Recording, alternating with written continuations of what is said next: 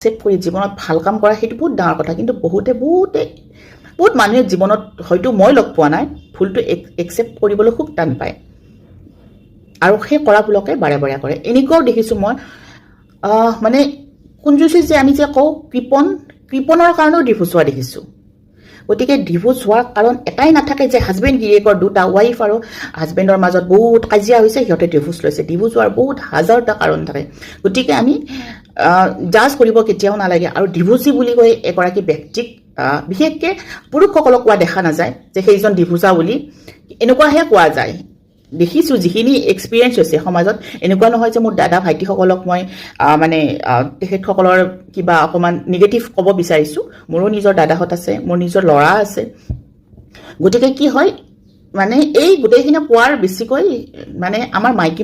মানুহখিনিক বেছিকৈ কয় আৰু ডিভোৰ্চ হোৱাৰ পিছত বহুতো দেখিছোঁ মানে ৰাস্তাৰে গৈ থাকিলে বা নিজৰ মানে সকলোবোৰ শেষ আৰু এই ডিভোৰ্চ লৈ আহিছে এনেকুৱাকৈ ষ্টাইল কৰি গৈছে আৰু ডিভোৰ্চ লৈ আহিছে কাৰণেতো নিজৰ লাইফটো নিজৰ ষ্টাইলত মানে নিজে বিচৰা মতে নিজৰ জীৱনটো জীয়াই থাকিবৰ কাৰণে ডিভোৰ্চ লৈছে আৰু যদি কোনোবাই নিজৰ সন্তানৰ কাৰণে লৈছে নিজৰ সন্তানৰ ভৱিষ্যতৰ কথা ভাবি আৰু যদি কোনোবাই পৰিয়ালৰ বেয়া পাই লৈছে তো গতিকে আমি কেতিয়াও এইবিলাক জাজ কৰিব নালাগে আৰু থাৰ্ড কথাটো হ'ল কি যেতিয়া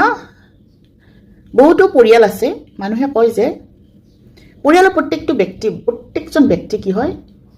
ইমান বুজা পৰা নাথাকে আৰু সমান নহয় ইকুৱেল নহয় গতিকে কি হয় ভাল পৰিয়াল এটা সম্পৰ্ক গঢ়া এইটো বহুত ডাঙৰ কথা এইবিলাক যেতিয়া লাইফৰ বয়স হৈ আহে এক্সপিৰিয়েঞ্চবিলাক অভিজ্ঞতাবিলাক আৰু আগতে এৰি থৈ অহা কথাবিলাক মনত পৰে এইখিনি মই নিজৰ অভিজ্ঞতাৰ পৰা কৈছোঁ কাৰণ কিয় এটা ভাল পৰিয়াল হ'লে নিজৰ সন্তানটো যেতিয়া বেয়া কাম কৰিব কেতিয়াও ছাপোৰ্ট নকৰে কেতিয়াও উৎসাহিত নকৰে চাওক আজিৰ যিটো বৰ্তমান যুগত যদি কোনোবা এজন পুত্ৰই বা মোৰ দাদা এজনে মোৰ ভাইজান এজনে খুব বৌজনীৰ কথা মতে উঠা বহা কৰে সেইটো প্ৰাউডৰ কথা কাৰণ কিয় সম্পৰ্কবিলাক আজিকালি চিজিল নালাগা হৈছে তাৰ ভিতৰত যদি সেনেকুৱা এটা সম্পৰ্ক হৈছে যে ঘনীয়েকৰ কথা মতে শুনিছে সিহঁতৰ পৰিয়ালটো সুন্দৰভাৱে ৰাখিছে এইটো বহুত ডাঙৰ কথা তাকে নকৰি আমি যে দাদাৰ হওক ভাইটিৰ হওক বা যিকোনো এটা মানুহৰ হওক সম্পৰ্ক বাৰু যিয়ে নহওক আমি যদি তেখেতৰ বেয়া কৰ্মবিলাকত আমি ছাপোৰ্ট কৰি আগবঢ়াই দি থাকোঁ বেয়া কাম কৰিব এটা সময়ত কি হ'ব সেই সংসাৰখনৰ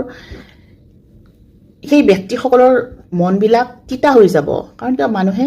বেয়াটো সহ্য কৰি হজম কৰি যেতিয়ালৈকে মই বেয়া নকৰোঁ যেতিয়ালৈকে আপুনি বেয়া নকৰে